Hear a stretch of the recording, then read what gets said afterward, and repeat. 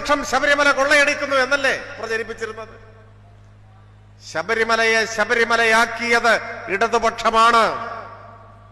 ശബരിമല പണ്ട് ഒരു മണ്ഡലകാലത്താകെ 1 ലക്ഷം മുതൽ 2 ലക്ഷം വരെ തീർത്ഥാടകർ എത്തുന്ന ഒരു ക്ഷേത്രമായിരുന്നു.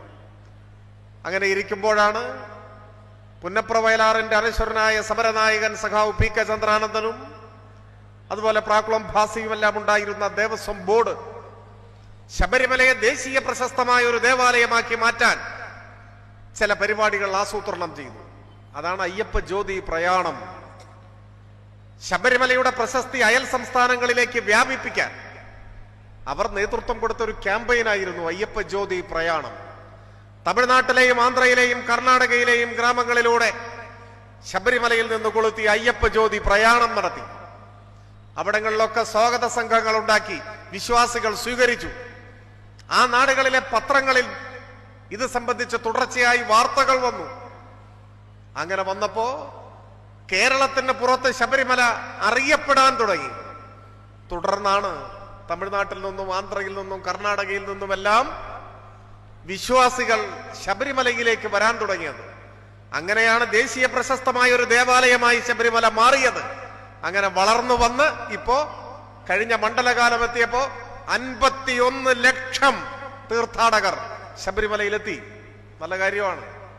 ആ തീർത്ഥാടകർ നമ്മുടെ കേരളത്തിലേക്ക് വരുമ്പോൾ അതിന്റെ എല്ലാം നേട്ടം കേരളത്തിനുണ്ട്.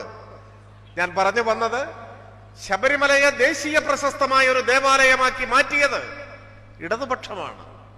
ആ ഇടതുപക്ഷത്തെ ശബരിമലയിൽ തട്ടിപ്പ് നടത്തുന്നവരായി ചിത്രീകരിച്ചു. അറസ്റ്റ് ചെയ്യപ്പെട്ട 2 പേർ ഇടതുപക്ഷ ബന്ധമുള്ളവരാണ് എന്നതിനെ പെരുപ്പിച്ചു കാണിച്ചു. 4 പേർ കോൺഗ്രസ് ആണ്. പക്ഷെ അത് മിണ്ടാതിരുന്നു. ഈ കാര്യത്തിൽ LDFന്റെ നിലപാട് അർത്ഥശങ്കക്കിടയില്ലാതെ നേതൃത്വം പ്രഖ്യാപിച്ചിട്ടുള്ളതാണ്. ആരാധനാലയങ്ങളിൽ തട്ടിപ്പ് നടത്തുന്നവരാരായാലും മുഖം നോക്കാതെ തുറങ്കിലടയ്ക്കും, അന്വേഷണം നടത്തും, നടപടി സ്വീകരിക്കും. അതിൽ രാഷ്ട്രീയ ബന്ധമൊന്നും പ്രശ്നമല്ല. നമ്മോടൊപ്പമുള്ള ആരെങ്കിലും തെറ്റ് ചെയ്താൽ അവരും ശിക്ഷിക്കപ്പെടും. എല്ലാ കാലത്തും ആ നടപടിയാണ് സ്വീകരിച്ചിട്ടുള്ളത്, ആ നിലപാടാണ് സ്വീകരിച്ചിട്ടുള്ളത്. പ്രത്യേക അന്വേഷണ സംഘം ഹൈക്കോടതിയുടെ നിരീക്ഷണത്തിലാണ്. കുറ്റമറ്റ നിലയിൽ അന്വേഷണം നടക്കുന്നു. പക്ഷെ ഇപ്പോ സ്ഥിതി എന്താണ്? പാട്ടുണ്ടാക്കിയവർ, പാരടി ഉണ്ടാക്കിയവർ, മുദ്രാവാക്യം വിളിച്ചവർ, പ്രസംഗിച്ചവർ, നാട്ടിലെ വിശ്വാസികളെ പറ്റിക്കാൻ ശ്രമിച്ചവർ ഇപ്പോ വായടഞ്ഞു പോയിരിക്കുന്നു.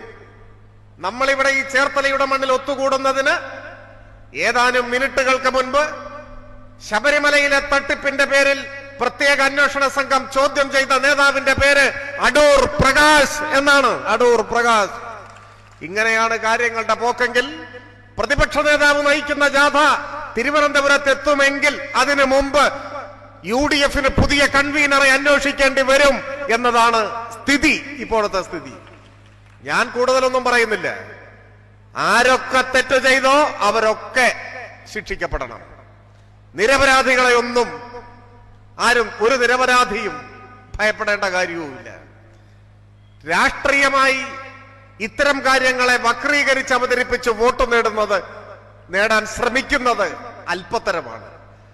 സ്വർണം കട്ടവൻ, അത് വിലയ്ക്ക് വാങ്ങിയവൻ, അത് ഉപയോഗിച്ചവൻ, ഇവരെല്ലാവരും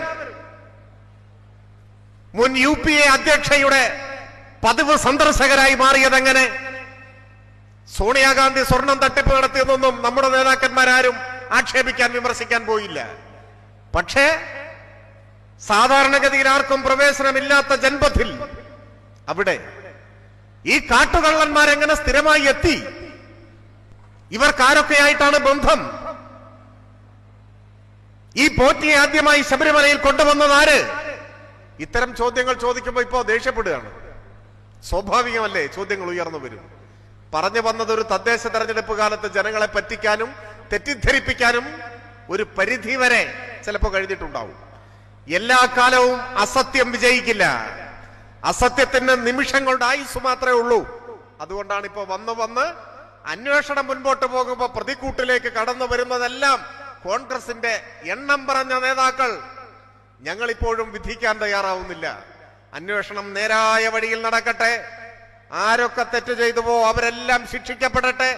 അതിനപ്പുറം ഒരു തെരഞ്ഞെടുപ്പിൽ ചർച്ച ചെയ്യപ്പെടേണ്ടത് ജനങ്ങളെ ബാധിക്കുന്ന പ്രശ്നങ്ങൾ.